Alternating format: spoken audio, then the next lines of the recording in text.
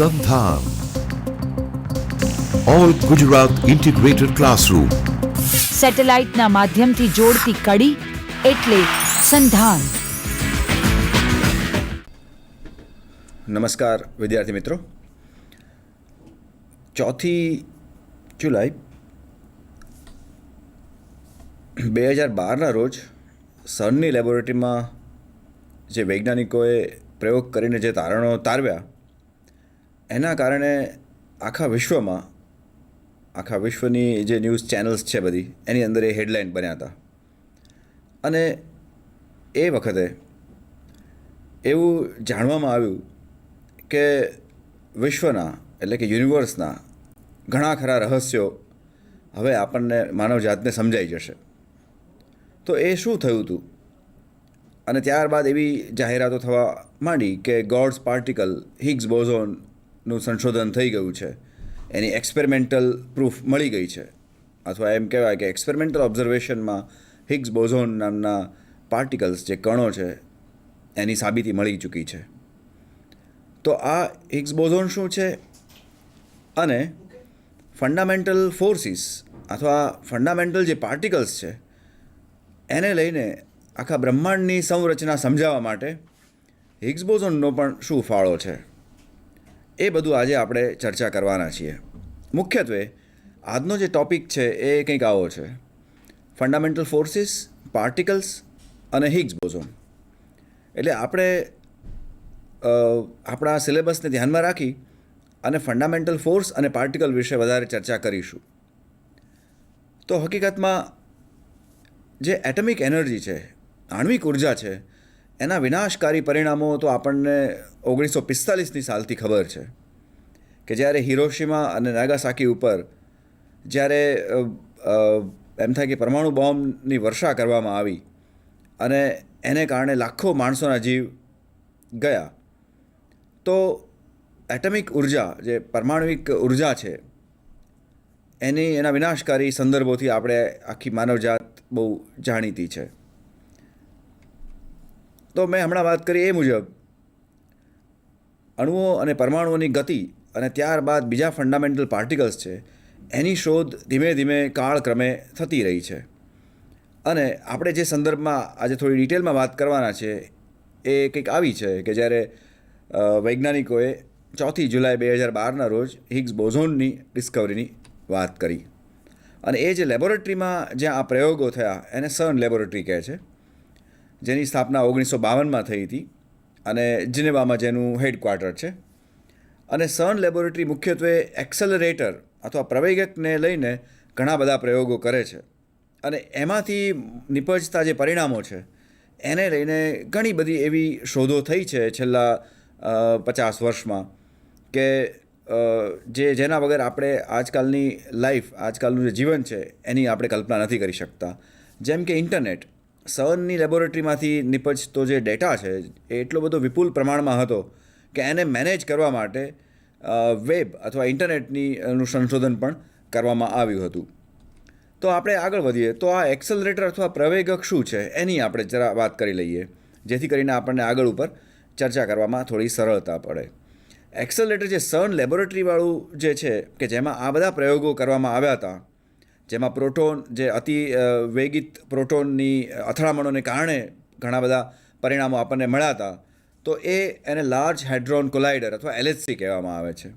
હકીકતમાં આ એક એવી ટનલ છે, ટનલની અંદર એક એવું એક્સેલરેટર અથવા પ્રવેગક છે કે જેની સરકમફરન્સ લગભગ 27 કિલોમીટર જેટલી છે. અને આ એટલું અંડરગ્રાઉન્ડ હોય છે કે સમથિંગ લાઈક 100 મીટર જેટલું અંડરગ્રાઉન્ડ હોય છે.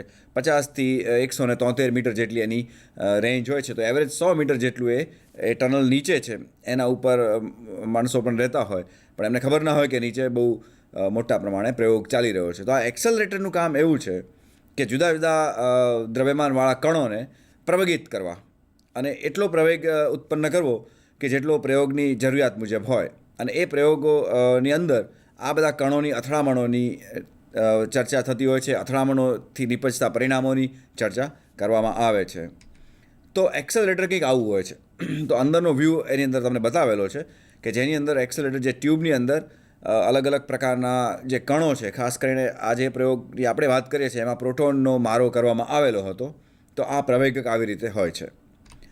હવે અહીંયા ફરી પાછું એનું એક ચિત્ર બતાવેલું છે કે 27 કિલોમીટરનું સરકમ્ફરન્સવાળું જે ટનલ છે અથવા એનું જે પ્રવેગક છે એનું ચિત્ર કંઈક આવું હોય છે. તો આ પ્રવેગકની મદદથી જુદા જુદા કણોને ઉર્જા આપી અને સતત એ ગોળાકાર સર્કલમાં ફેરવી અને આપણે એમને પ્રવેગિત કરીએ છીએ અથવા એમને ઉર્જામાન કરીએ છીએ, અથવા બીજા શબ્દોમાં કહીએ તો એમનો જે વેગ છે એને આપણે બહુ જ વધારી દઈએ છીએ. અને આ પ્રયોગમાં તો પ્રોટોનનો વેગ લગભગ પ્રકાશના વેગની નજીક કરવામાં આવેલો હતો અને એ સામેથી 2 પ્રોટોનને અથડાવવામાં આવેલા હતા. તેમાં મિલિયન્સ ઓફ પ્રોટોન્સ એકસાથે અથડાય અને જુદા જુદા કણો જુદા જુદા પરિણામોની નિપજ થાય. તો એની ચર્ચા કરવામાં આવે છે અને વૈજ્ઞાનિકો અલગ અલગ 4 જગ્યાએ એના ઓબ્ઝર્વેશન, એના રીડિંગ્સ લેતા હોય છે. તો આવું એક્સેલરેટરના પ્રયોગો ઘણા બધા થાય છે, જેને લઈને જ આપણને છેલ્લા 50-60 વર્ષોમાં જુદા જુદા કણો વિશે, જુદા જુદા પાર્ટિકલ્સ વિશે આપણને માહિતી મળેલી છે. અને એ માહિતીને આધારે જ આપણે અત્યારે એમ કહી શકાય કે બ્રહ્માંડની રચના જે છે એ શરૂઆતથી બિગ બેંગથી લઈ અને અત્યાર સુધીની રચનાને આપણે ઘણા ખરા અર્થમાં આપણે સમજીએ છીએ એવું આપણે કહી શકીએ. હવે હિગ્સ બોઝોનમાં ખાસ કરીને બોઝોન્સ જે શું છે એના વિશે આપણે ચર્ચા કરીએ. કણો જે છે એને મુખ્યત્વે આ લોકો 2 વિભાગમાં વહેંચી કાઢે છે કે જેમાં બોઝોન્સ છે અને બીજા ફર્મિયોન્સ છે. હવે આપણા માટે ગૌરવ લેવાની વાત છે કે સત્યેન્દ્રનાથ બોઝ અને આલ્બર્ટ આઇન્સ્ટાઈને મળી અને જે થિયરી પ્રપોઝ કરી હતી, જેને બોઝ આઇન્સ્ટાઈન થિયરી અથવા બોઝ આઇન્સ્ટાઈન સ્ટેટિસ્ટિકલ મોડેલ કહે છે, એ મોડેલને આધારે ઇન્ટિગ્રલ સ્પિન અથવા જે કણોની સ્પિન જે છે એ ઇન્ટીજર હોય, 1, 2 એવી રીતે હોય, એવા કણોનો જે વર્ગ છે એને આપણે બોઝોન કહીએ છીએ. એવા ઘણા બધા કણો છે જેના વિશે આપણે આગળ ઉપર થોડી વાત કરવાના છીએ. તો બોઝોન્સ છે એ હકીકતમાં એવા કણો છે કે જેનું સ્પિન ઇન્ટિગ્રલ હોય છે અથવા એમ કહી શકાય કે ઇન્ટીજર જેવું હોય છે. સામે પક્ષે ફર્મિયોન એક એવા કણોનો સમૂહ દર્શાવે છે કે જેની સ્પિન જે છે એ હાફ ઇન્ટીજર હોય. જેમ કે ઇલેક્ટ્રોન, આપણે બધા જાણીએ છીએ કે ઇલેક્ટ્રોન જે છે એ હાફ ઇન્ટિગ્રલ એની સ્પિન છે 1/2 છે વગેરે. તો હાફ ઇન્ટિગ્રલ જે કણોની સ્પિન હોય એવા કણોને અને એ આખા કણોના સમૂહને આપણે ફર્મિયોન્સ કહીએ છીએ. તો ફર્મી અને ડિરાક નામના 2 વૈજ્ઞાનિકોએ મળીને જે થિયરી પ્રપોઝ કરી છે, જેને ફર્મી ડિરાક ડિસ્ટ્રીબ્યુશન આપણે કહીએ છીએ, તો એના દ્વારા જે કણો વિશે ચર્ચા કરવામાં આવે છે, જે કણો વિશે માહિતી મળે છે, એને આપણે ફર્મિયોન્સ કહીએ છીએ. તો આખા વિશ્વમાં જેટલા પણ આ કણો વિશે આપણે જે ચર્ચા કરવાના છીએ એનું વર્ગીકરણ કંઈક આવું આપણે કરી શકીએ. તો આપણે ચર્ચાને આગળ ધપાવીએ અને આપણે અગાઉ વાત કરી એ મુજબ આપણું આખું જે બ્રહ્માંડ છે એનું સ્ટ્રક્ચર કેવા પ્રકારનું છે, આ બ્રહ્માંડની રચના કેવા પ્રકારની છે, તો એ સમજવા માટે આપણે કંઈક આવું વિચારીએ. આ ચિત્રમાં દર્શાવેલું છે કે એક ગેલેક્સી દર્શાવેલી છે અને એ ગેલેક્સીના ભાગરૂપે આપણી સૂર્યમાળા છે અને સૂર્યમાળાના ભાગરૂપે આપણી પૃથ્વી છે અને એમાં આપણે માનવજાત નિવાસ કરી રહી છે.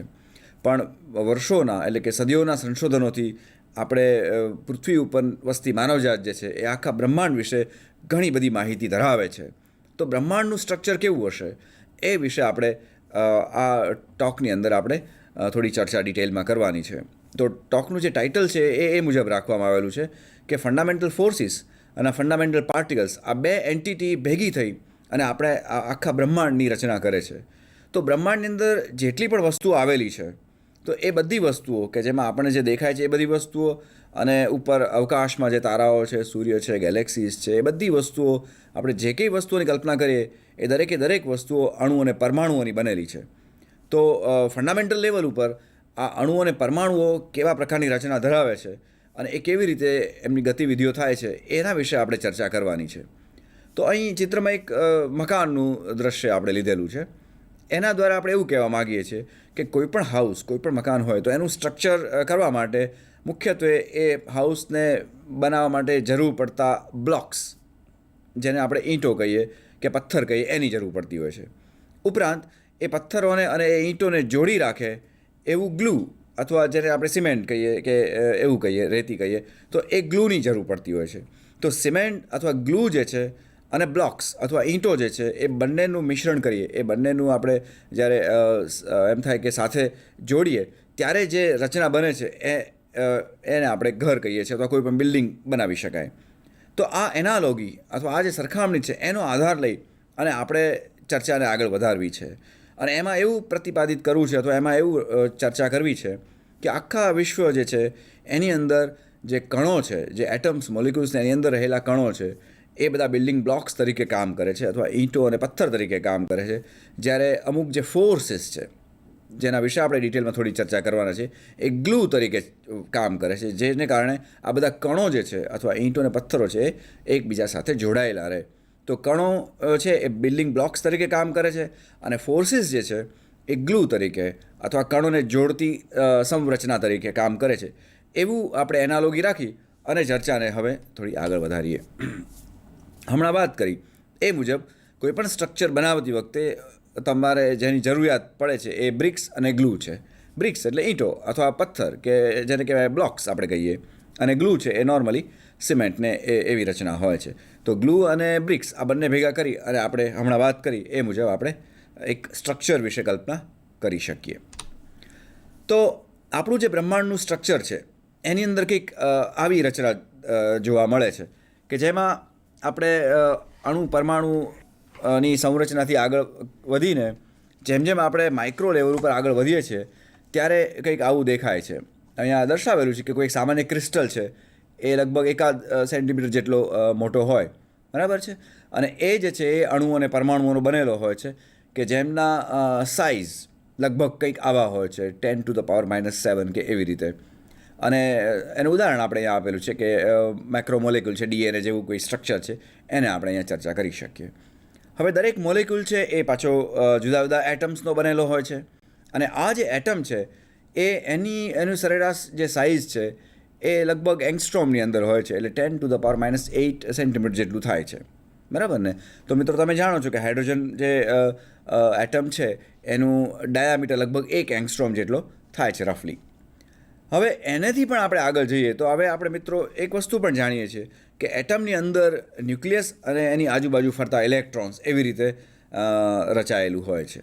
તો એની અંદર જે ન્યુક્લિયસ છે એ કંઈક આવું અહીંયા દર્શાવેલું છે અને ન્યુક્લિયસ જે છે એની સાઇઝ લગભગ 10⁻⁻12 કે 10⁻13 સેન્ટીમીટર જેટલી જોવા મળે છે. તો આ જે છે એ એટમની અંદરનું એક ન્યુક્લિયસ છે.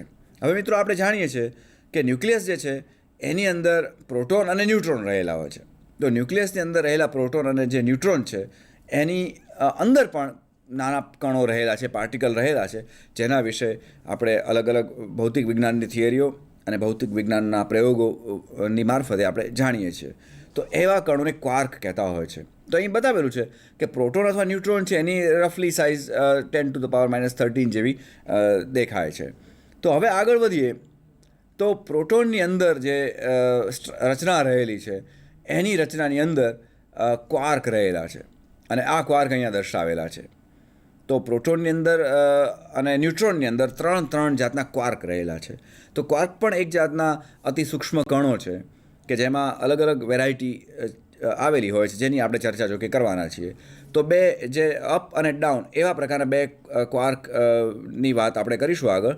તો 2 અપ અને 1 ડાઉન ક્વાર્ક ભેગો થાય તો એક પ્રોટોન બને છે અને 2 ડાઉન અને 1 અપ ક્વાર્ક ભેગો થઈ અને એક ન્યુટ્રોનની રચના કરે છે, એવું આપણે અત્યાર સુધી સમજીએ છીએ.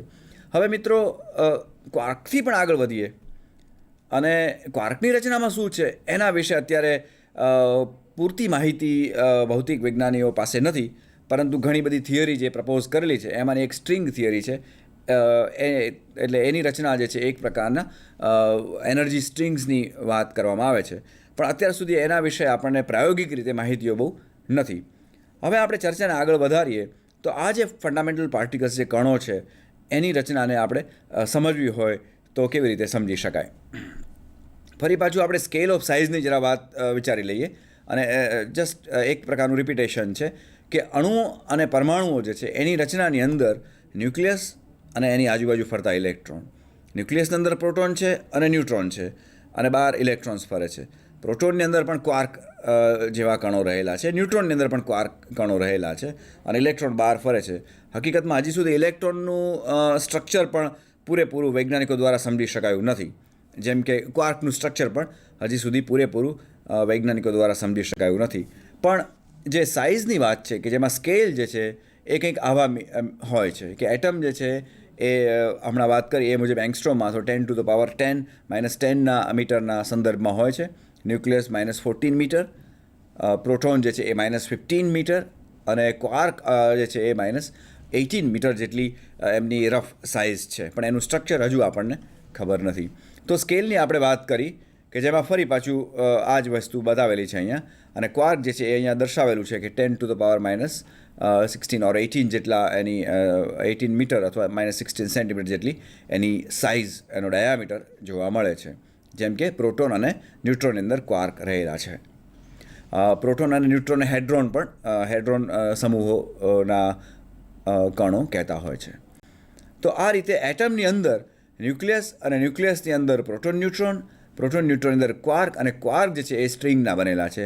એ જ રીતે ઇલેક્ટ્રોન પણ સ્ટ્રિંગની રચના વડે પ્રપોઝ થાય છે, પણ હકીકતમાં સ્ટ્રિંગની વાત જે છે એ પ્રાયોગિક રીતે સિદ્ધ થયેલી નથી, એટલે આપણે એની ચર્ચા ડિટેલમાં કરવાના નથી. તો આટલું જાણ્યા પછી આપણે હવે ચાર્જ વિશે થોડી વાત કરી લઈએ. આપણે જાણીએ છીએ કે ઇલેક્ટ્રોનને -1 ચાર્જ છે અને પ્રોટોનને +1 ચાર્જ છે, જ્યારે ન્યુટ્રોન જે છે એ ન્યુટ્રલ છે. તો આ ચાર્જ જે છે એ એને ક્વાર્કની ગોઠવણીને કારણે પ્રોટોનને ચાર્જ મળે છે. તો જે અપ ક્વાર્ક છે અને ડાઉન ક્વાર્ક છે, તો અપ ક્વાર્ક છે એનો જે ચાર્જ છે એ +2/3 જેટલો હોય છે, અને જે ડાઉન ક્વાર્ક છે એનો જે ચાર્જ છે એ -1/3 જેટલો હોય છે. તો એનો જે આપણે એવરેજ ચાર્જ લઈએ, ટોટલ ચાર્જ, તો એ લગભગ +1 જેવો થવા જાય છે. તો ન્યુટ્રોનની અંદર મિત્રો 2 ડાઉન ક્વાર્ક અને 1 અપ ક્વાર્ક હોય તો એનો જે કુલ ચાર્જ છે 0 થઈ જાય છે. માટે એમ કહી શકાય કે પ્રોટોનને +1 જેવો ચાર્જ છે, જ્યારે કે ન્યુટ્રોનને 0 ચાર્જ છે, નીલ ચાર્જ છે. પણ ઇલેક્ટ્રોનને પણ -1 ચાર્જ છે, પણ એનું ચાર્જનું જે રચના છે એ હજુ સુધી આપણે સમજી શક્યા નથી. તો ક્વાર્ક જે છે એ એક એવા સૂક્ષ્મ કણોનો સમૂહ છે કે જે ન્યુક્લિયસની અંદર રહેલા પ્રોટોન અને ન્યુટ્રોનની રચના કરે છે. તદુપરાંત ક્વાર્ક એવો સમૂહ પણ છે પાર્ટિકલ્સનો કે જે સ્ટ્રોંગ ફોર્સ જે છે એને લઈને કામ કરે છે. તો ક્વાર્ક 6